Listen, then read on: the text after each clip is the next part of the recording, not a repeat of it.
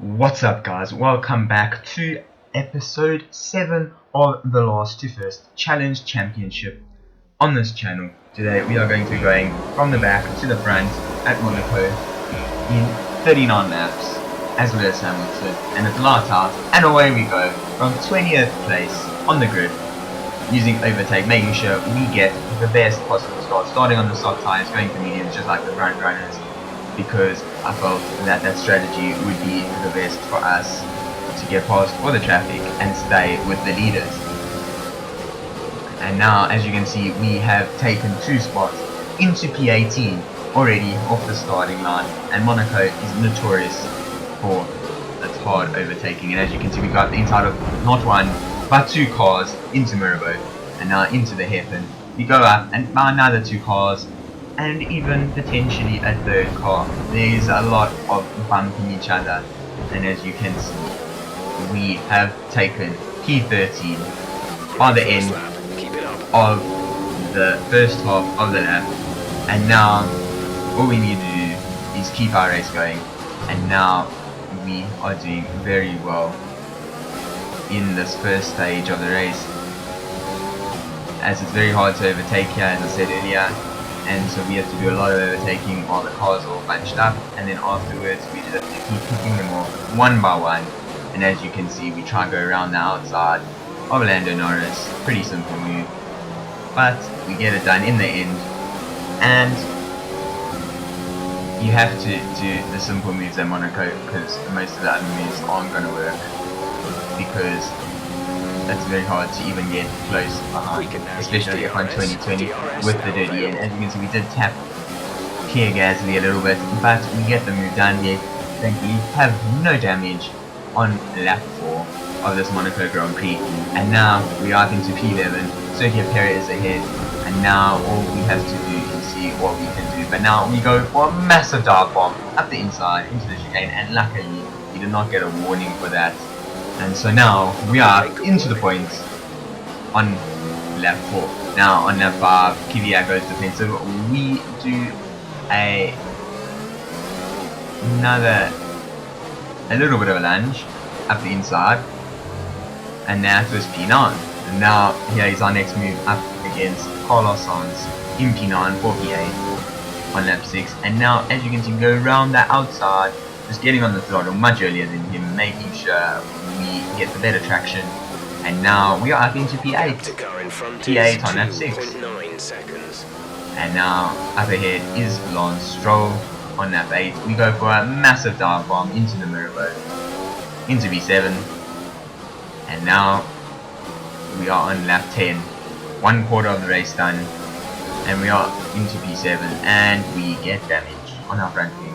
But we're going to carry on a little bit until the end of the lap, and we box for a new front wing, making sure that we maximize our whole race, making sure that we get no damage for the rest of the race, and then potentially winning it.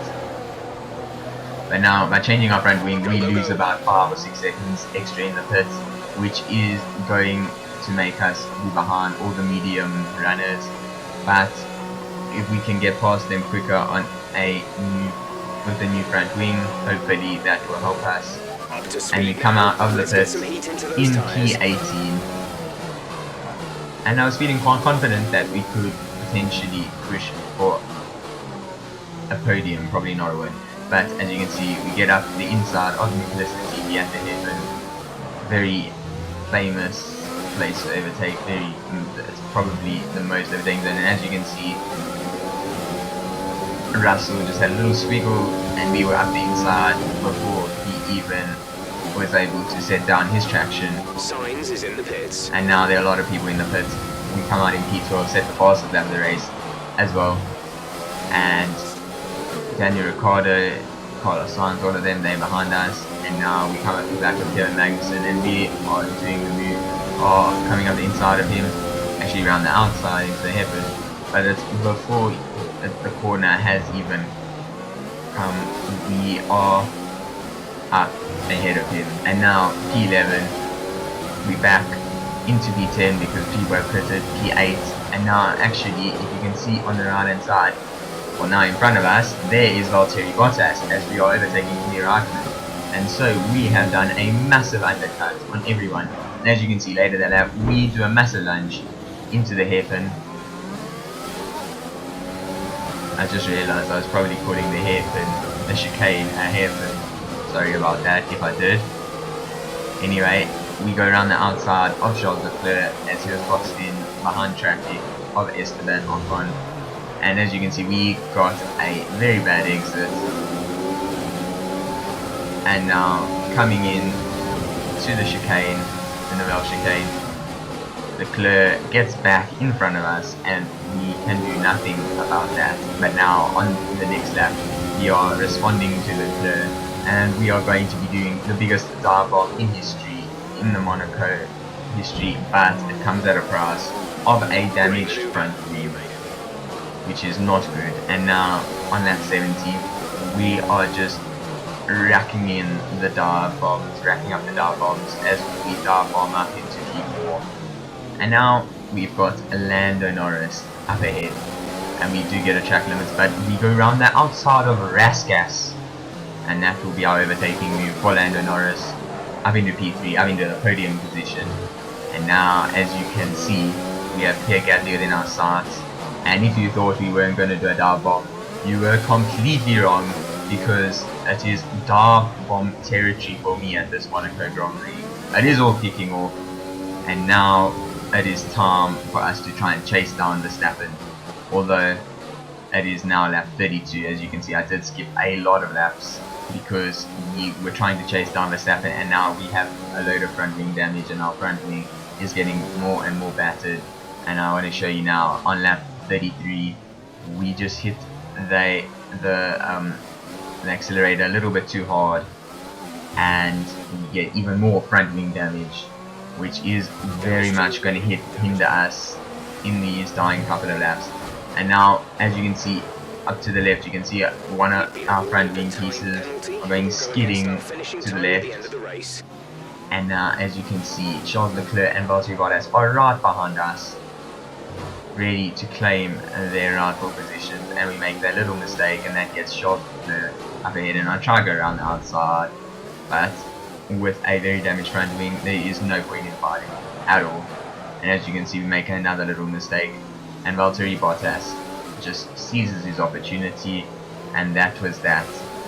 With the move for him, that was done. Although we are going to be using all our overtake to try and get him back, but it wasn't so. And now, as you can see, we have hit the wall yet again, and now we have a red front wing for these last two laps of the Monaco Grand Prix. And Vettel has gotten up our inside, so we are in P5.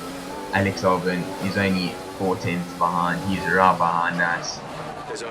And as you can see, he just gets up our inside, and I thought there was no point in fighting this. I barely fight my way around the track. I'm here to fight other cars racing for position.